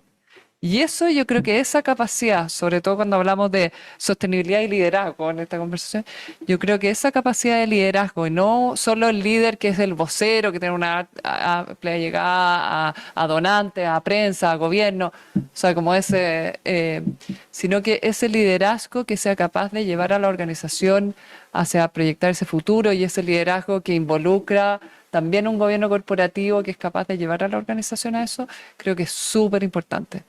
Porque si no caemos en unas conversaciones, y creo que ese liderazgo no es solo para organizaciones que dependen de recursos filantrópicos o fondos concursables, también es un liderazgo para organizaciones que tienen recursos propios, fundaciones familiares, etc. Entonces, yo creo que quizá la manera de salir de la crisis, obvio, hay que pensar el año, hay que proyectarse hacia fin de año, no hay que dejar eso, pero los líderes de las organizaciones tienen que ser capaces de decir si llegaron mal a esta crisis o qué aprendieron de esta crisis, pero a dónde, en el problema que están tratando de contribuir a la sociedad, dónde quieren estar, qué capacidad tienen que desarrollar y cómo desarrollan esa capacidad. ¿Ah? Y algo sobre las nuevas tecnologías, las nuevas herramientas, etcétera, súper lo que está de moda, ¿ah? Y es más que, no, es más que una moda, una tecnología que está revolucionando toda nuestra vida diaria y todas las organizaciones. Pero yo creo que saber responder a esa pregunta en el valor que genera, cómo yo adopto la ciencia de datos, cómo yo adopto las herramientas tecnológicas, no es traer a alguien que sepa de esto, o no es traer a un director o alguien que sabe hacer evaluación, es entender primero hacia dónde es la proyección de la organización, cómo yo lo adopto. Y entonces entiendo la inteligencia artificial, la ciencia de datos, pero creo que es súper importante que un líder de la organización hoy día tenga esos mínimos, esa base conceptual para entender. Cuando yo hablo de evaluación de impacto, ¿qué hablo? ¿Cómo lo integro en la organización? Cuando yo hablo de innovación, o sea, de capacidad de adaptación, ¿qué está pasando con todos los sistemas de innovación y sistemas ágiles de diseño, de estrategia? De ciencia de datos, ¿cómo se hace ciencia de datos? ¿Qué es ese mundo nuevo? ¿Ah? Y efectivamente, nosotros estamos acá en la universidad y que hemos ido adaptando. Ya vamos a 3 años más 2 de especialidad. Nosotros somos una universidad bien ágil en eso, nuevas carreras, etcétera. Pero nuestra proyección es que uno entró a la universidad y muchos de nosotros tenemos estudios posteriores y esto y para carreras largas es una proyección de aprendizaje continuo. ¿Ah? La modalidad de aprendizaje está cambiando y todo, pero ese liderazgo tiene que estar abierto a ese aprendizaje continuo. Entonces, en momentos de crisis uno tiene que salir de la emergencia. ¿Ah? Obvio, hay que apagar el incendio, pero la reconstrucción, uno sabe que es una oportunidad de hacer cambios profundos que a veces cuestan mucho más en momentos de estabilidad. ¿Ah? Y es súper, la Emilia estamos como en un lugar parecido, es un lugar súper interesante de poder acompañar a organizaciones, entregar herramientas y ver todos esos caminos distintos y quizá hemos hablado harto de alianza y colaboración y lo vimos súper harto en la pandemia. Y yo me alegro que haya muchas más instituciones donde haya ese espacio para compartir y aprender, porque a veces uno aprende de la metodología del profesor. ¿Ah? Yo aprendo siempre de aquí de los profes, ¿ah? Pero sí también uno ve que hay un aprendizaje compartido o estrategias, ¿ah? Que es súper interesante poder tener continuamente esos espacios para compartir experiencia. A veces uno dice, ¿cuánto tiempo le dedico a esto? ¿Ah? Y hay que saber enfocarlo porque los tiempos son... Pero sí, yo creo que encontrar esos espacios cuando uno está en estos momentos de hacia dónde llevo la organización, hay momentos que se produce esa incomodidad que yo creo que son una oportunidad importante. Muchas gracias, Mayra. Este es el problema de cuando uno invita gente que tiene tanto que decir, que es que uno se le acaba el tiempo. Entonces, pero no, yo les agradezco, no los interrumpí porque creo que cada uno de lo que estaba diciendo tenía mucho valor. El tema es que me queda espacio para 3 preguntas o comentarios que quieran hacer, que si son comentarios les pido que sean breves y que si son preguntas que tengan un signo de interrogación al final. ¿Ya? Así que, Cata, si tenemos algo de Zoom, me lo mandas por acá. Damos la palabra y les pido por favor que den su nombre al principio, porque casi todos se conocen, pero ¿tienes un micrófono ahí habilitado? ¿No? Pero para la gente que está en transmisión, así que te lo voy a pasar. Hola, mi nombre es Felipe Morán y quiero hacerle una pregunta, sin interrogación, a Marcelo, que fue el que tocó el tema de los gobiernos corporativos. Preguntarte, Marcelo, brevemente, ¿cómo estás viendo el rol de los directorios hoy en este entorno, en este cambio de entorno que decía la Magdalena, en esta crisis, ¿no es cierto?, que todavía estamos viviendo? ¿Y cómo están, si están viendo esto, que yo creo que acá hay más directores ejecutivos que miembros de directorio, y si la están viendo, cómo la están liderando? Súper buena la pregunta y te lo digo porque efectivamente yo creo que no solo desde el sector público, también desde la ciudadanía, hay una demanda latente desde hace mucho tiempo que tiene que ver en cómo los gobiernos corporativos se involucran en la calidad de las prestaciones, la responsabilidad, el cumplimiento del propósito de las organizaciones. Y esto porque muchas veces los miembros de un gobierno corporativo que vienen de distintos sectores, no son especialistas, quedan un poco, van ahí por una colaboración, por esta idea de poder ayudar en algo, etcétera, etcétera, y le dejan al director ejecutivo la cancha para que haga y deshaga, y muchas veces, muy basado también en la confianza, el director ejecutivo solamente reporta al director y el director, sí, una sesión al mes en los buenos casos, digamos, pero a lo mejor cada 6 meses da su visto bueno. Pero resulta que hoy día el contexto está cambiando. Y cuando hablamos, por ejemplo, de la ley 20393, nosotros como fundación fuimos la primera fundación que nos certificamos la 20393 por allá por el 2014, cuando apenas eran 3.000 delitos, o sea, 3 delitos. Era financiamiento del terrorismo, cohecho y lavado de activos. Algo que... Y nosotros andábamos en el territorio y teníamos que relacionarnos en sectores muy vulnerables donde había narcotráfico y todo. Nos pareció sensato que aunque no lo exigían a las fundaciones, certificarnos en esos 3 modelos, en esos 3 delitos. Pero hoy día ya vamos en 290. Y créeme que cuando aparece, por ejemplo, los delitos ambientales y que un director puede terminar preso por un delito ambiental, la situación cambia radicalmente. Porque hay un sentido de responsabilidad que el marco normativo, por ejemplo, hoy día está poniéndolo de frente. Y hoy día los gobiernos corporativos están viendo las brechas que hay. O sea, hoy día imagínate lo que significa que si el legislador está avanzando en 290 delitos, yo creo que de aquí a 3 años más todos los delitos van a afectar las personas jurídicas y en particular, que antes recuerda que no estaban las fundaciones antes de esta última modificación, en particular va a afectar a todos los sectores. Y entonces está la brecha y la responsabilidad que tienen los gobiernos corporativos, porque ya no hacer, oye, voy a generosamente estar, porque es importante estar, porque es parte del legado familiar, etcétera. No, es una responsabilidad igual que cualquier otra responsabilidad que tengo en un sillón de directorio remunerado o en alguna otra. Probablemente van a tener que haber cambios en los estándares también que trabajan las fundaciones, a lo mejor directorio remunerado, a lo mejor, etcétera. ¿Por qué? Porque el nivel de responsabilidad que van a asumir los gobiernos corporativos va cada vez creciendo más fuerte y me parece muy sensato que así sea, porque empieza a ajustar el desequilibrio que había en esto de que un director en un sillón de directorio se ponía un sombrero y en otro se ponía otro y actuaba con varas totalmente distintas. Hoy día las varas son la misma.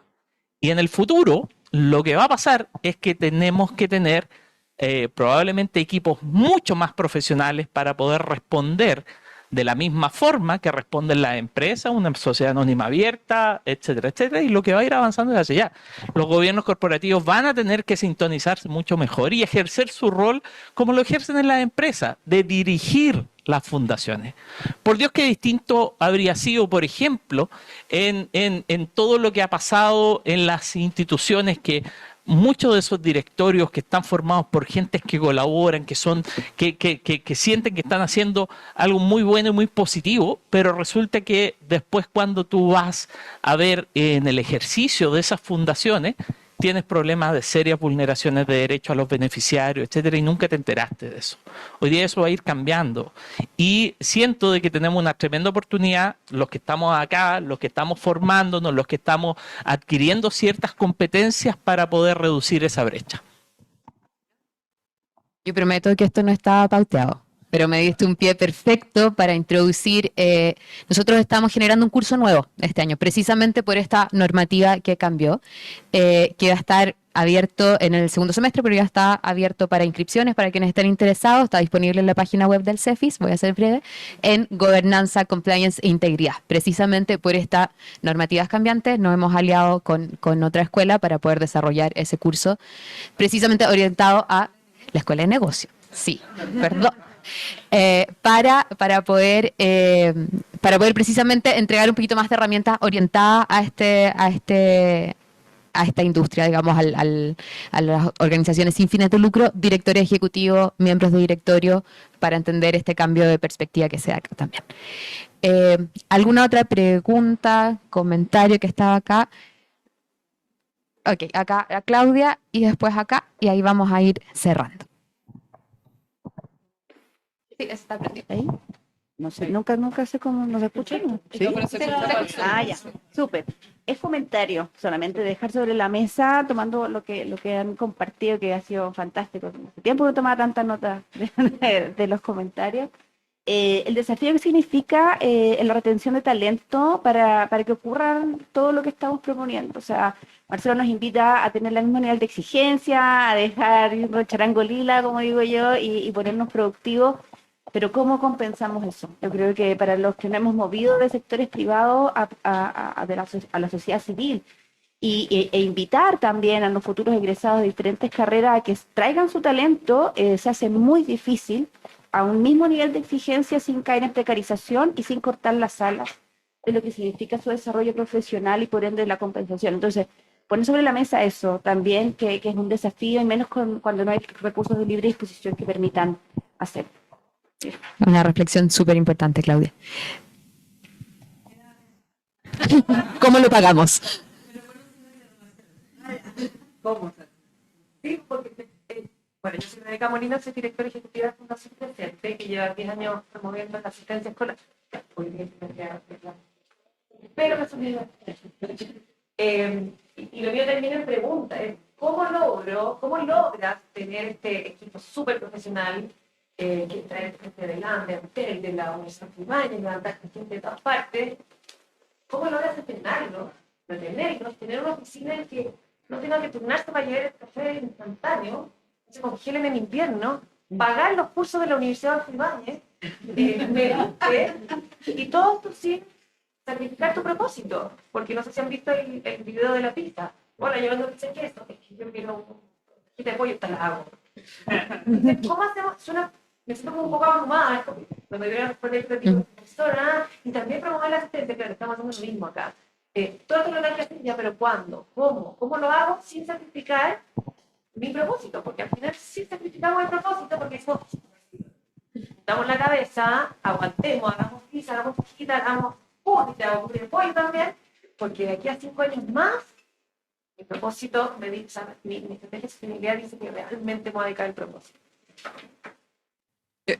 Yo no voy a responder todos los desafíos de la gestión de personas, pero sí quizás compartir un poco que el desafío de retención de talento, y viniendo a la escuela de negocio, es un desafío, sobre todo una generación, sobre todo con el talento joven, es una que se mueve mucho más por los propósitos públicos. Es un desafío enorme en el mundo empresarial. ¿Ah? El mundo empresarial, teniendo mucho más recursos para compensar económicamente, no solo se ve desafiado a que las condiciones de flexibilidad, de bienestar y todo, que no lo tienen tan considerado, lo tienen que considerar. Creo que las fundaciones, dado que tienen mucho más sensibilidad con el bienestar de las personas, también pueden tener esa cercanía con las personas, con sus equipos. ¿Ah? Y hay otra ventaja que es súper importante. Bueno, Sebastián es alumno en el magíster de especialización, o sea, de los alumnos cuando ya están saliendo, de que los alumnos hoy día los mueven no solo ciertos estándares, sino que los mueven ciertos propósitos. ¿Ah? Y no es a costa de, no puede ser a costa de menos remuneración, de estar fuera del mercado. Yo creo que esa no es la solución.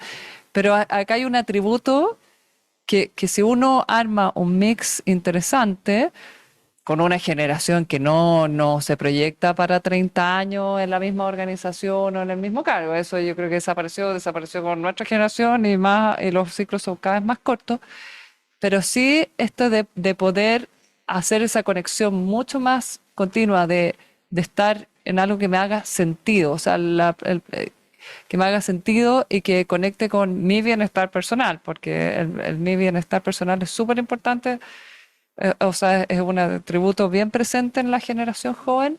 Yo creo que hay en el mundo de las fundaciones mucho más posibilidades que en el mundo empresarial que dice, sí, sí, pero claro, como que aquí al final trabajamos para la rentabilidad, para repartir dividendos para los accionistas.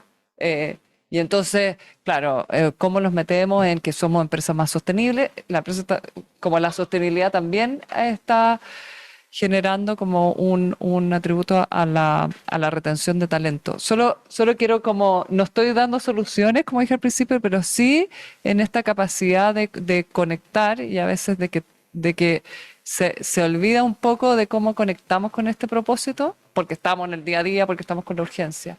Yo no sé, aquí hay equipos del Hogar de Cristo que tienen un Great Place to Work. Son las pocas organizaciones que tienen un Great Place to Work que quizás pueden ayudar a responder esa pregunta. No sé, estamos fuera del tiempo, pero quizás en el café. Sí, no, y es un tema para seguir. Pía, tú querías aportar algo. No, muy cortito, tampoco tengo la solución, ¿eh? Iba a hablar más largo, pero ya que es cortito, yo creo que también, recuerden, es probable que todos ustedes en este minuto, todos estemos más o menos mal pagados con respecto al mercado, ¿no? Y recordar un poquito de por qué, cuáles son los beneficios, cuál es el no mal pagados, pero un poquito menos que el mercado. ¿Cuál es la razón por la que cada uno de ustedes se levanta feliz a cumplir su propósito a través de su organización y cómo podemos transmitir eso a las personas que pueden venir a trabajar y explotar también todo lo que puede dar una fundación y que no puede dar una empresa? En el fondo, flexibilidad laboral, trabajo en terreno con personas que te pueden cambiar la vida, un montón de sentido, un montón de propósito, y ser, en lo posible, cada vez más exigentes con los procesos de selección. Nos quedamos con la idea de que, pucha, vamos a pagar menos, entonces, mira, los que lleguen, agradezcamos que llegaron y contratemos. No, se está ofreciendo, o sea, se está cambiando el mundo a través de la sociedad civil. Tenemos que ser capaces de articular esa invitación y de contagiar ese entusiasmo, que es lo que lo levanta a cada uno de ustedes todos los días de la mañana.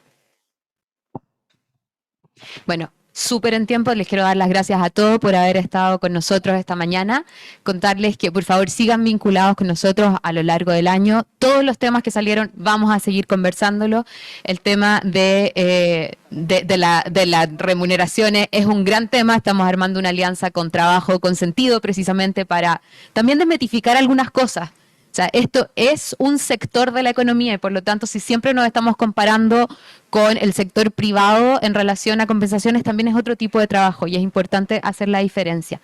Hay una nueva edición del barómetro comprometida para este año. Tenemos ahí el aporte de 3 fundaciones que estamos ultimando detalles, pero vamos a poder realizar este estudio nuevamente, actualizar la cifra y vamos a seguir conversando. Así que los invitamos a que mantengamos todos estos temas en mayor desarrollo durante el año. Muchas gracias por venir.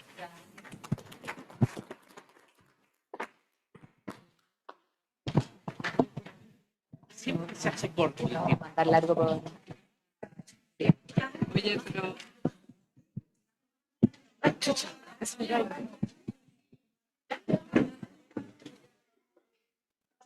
Ya.